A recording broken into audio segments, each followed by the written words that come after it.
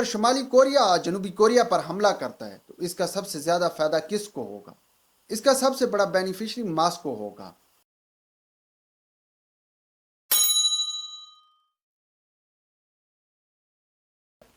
بسم اللہ الرحمن الرحیم۔ مڈل ایسٹ میں لگنے والی آگ کے شعلے امریکہ تک جا پہنچے ہیں، جبکہ دوسری جانب یوکرین میں جلنے والی آگ کی تپش بھی ماسکو کے اندر تک محسوس ہو رہی ہے۔ اس لیے پیوٹن سرکار کی کوشش ہے کہ امریکہ کی توجہ یوکرین محاذ سے ہٹائی جائے۔ اسی لیے پیوٹن سرکار مڈل ایسٹ میں ان تمام قوتوں کی حمایت کرتی آ رہی ہے جو کہ اینٹی امریکن ہیں۔ ان میں سرفہرست ایران ہے۔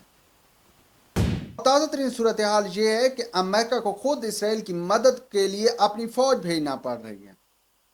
مطلب اب امریکہ خود مڈل ایسٹ کا محاذ سنبھال رہا ہے، اور اس کا یقیناً فائدہ ماسکو کو ہی پہنچنا ہے، کیونکہ امریکہ کی اب وہ پہلے والی توجہ یوکرین محاذ پر مرکوز نہیں رہی ہے۔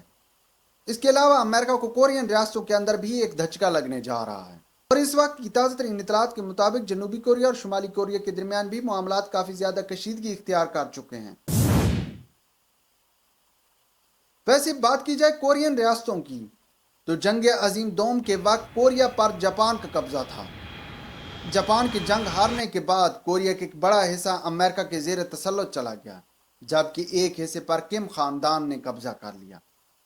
کم خاندان چونکہ یو ایس ایس آر کے قریب تھا، اور جس حصے پر امریکہ نے قبضہ کیا تھا یا امریکن زیر تسلط چلا گیا تھا، اس حصے کو جنوبی کوریا کے نام سے پکارا جاتا ہے،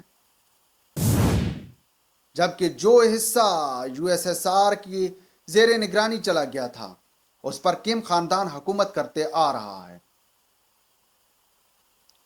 جبکہ جنوبی کوریا کی بات کی جائے تو جنوبی کوریا نے سائنس اور ٹیکنالوجی میں کافی زیادہ مہارت حاصل کی ہے، اور اس وقت جنوبی کوریا صنعتی محاذ پر ایک اپنا نام رکھتا ہے۔ جبکہ دوسری جانب شمالی کوریا کی بات کی جائے تو شمالی کوریا نے اپنی تمام تر طاقت جنگی جنونیت پر ہی لگا دی ہے۔ چونکہ شمالی کوریا کا پہلے ہی دن سے یو ایس ایس آر کی جانب جھکاؤ تھا اور اب رشیا کی جانب جھکاؤ ہے، جبکہ جنوبی کوریا مکمل طور پر امریکن حمایت یافتہ ہے، تو اس حوالے سے کم خاندان اور امریکہ کے درمیان کافی زیادہ تناؤ دیکھنے کو ملتا رہتا ہے۔ تازہ ترین اطلاعات کے مطابق شمالی کوریا نے جنوبی کوریا کے ساتھ منسلک روڈ بارود کے ساتھ اڑانا شروع کر دی ہیں۔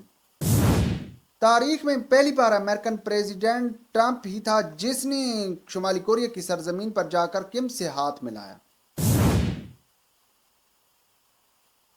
خیر، یوکرین جنگ کے بعد معاملات امریکہ اور شمالی کوریا کے درمیان مزید پیچیدہ ہوئے ہیں، اور اس وقت جو صورتحال نظر آ رہی ہے اس کے مطابق تو یہی لگ رہا ہے کہ شمالی کوریا اور جنوبی کوریا کے درمیان ایک بار پھر محاذ آرائی ہونے جا رہی ہے۔